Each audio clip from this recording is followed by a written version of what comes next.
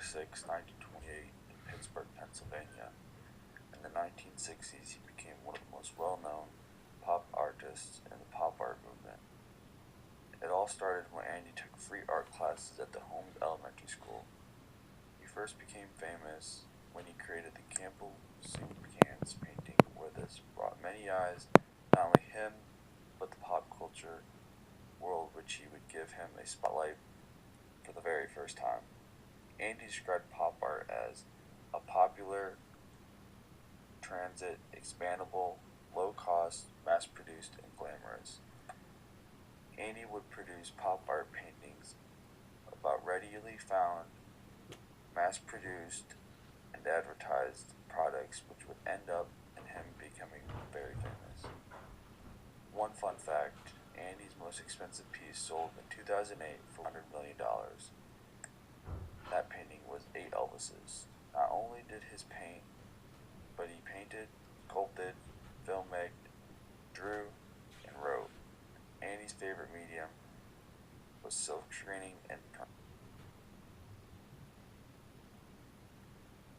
Some of the many themes Andy used most of the time were commercially used products and signs such as the cola cans and Campbell soup cans, celebrities such as Marilyn Monroe and Jacqueline Kennedy, death sites such as car crashes, electric chairs, and even guns, cartoons such as Mickey Mouse and Dick Tracy, self-portraits such as himself and his friends, images of mass-produced and available items such as hamburgers and soda cans. Most of his early work consisted of his commercially advertisements for Glamour magazine.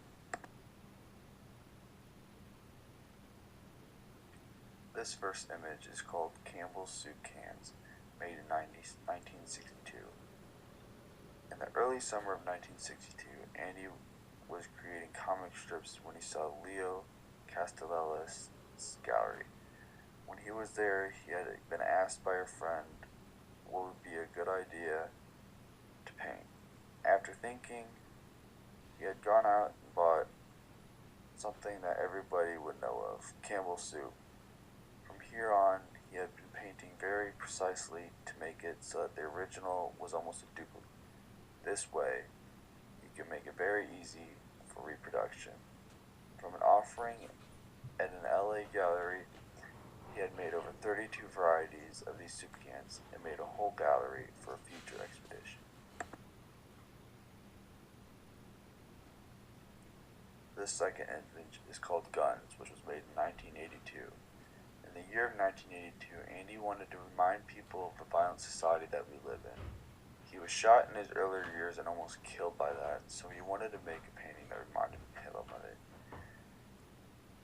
Since his early years, Andy was obsessed with death and always thought about it.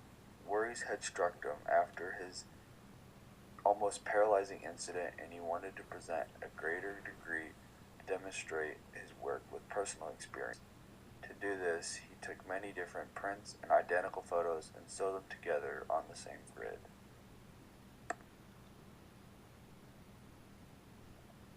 This piece is called Marilyn, made in 1962.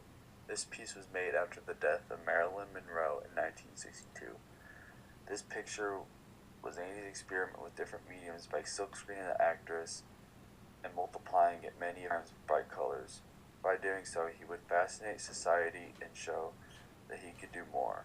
To do so, he used one single color of paint and put it in many different various shades, and then enlarged it and transferred it to a silk canvas using acrylic paint.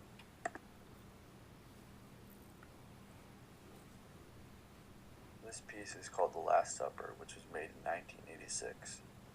This 32-foot long, 10-foot tall art piece ties together his early and late artistic career. His intentions was to bring his early years with his later years and slammed them into one subject matter.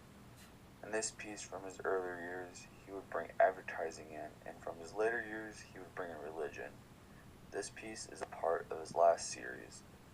This piece uses double silk screens and uses his favorite hues, which are blue, green, yellow, and red.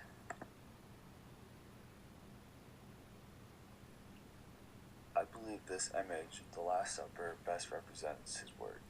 From start to finish, I believe he combines everything he has done, coming a long way since he began from doing advertising pieces to doing religion and meaningfully colorful pieces.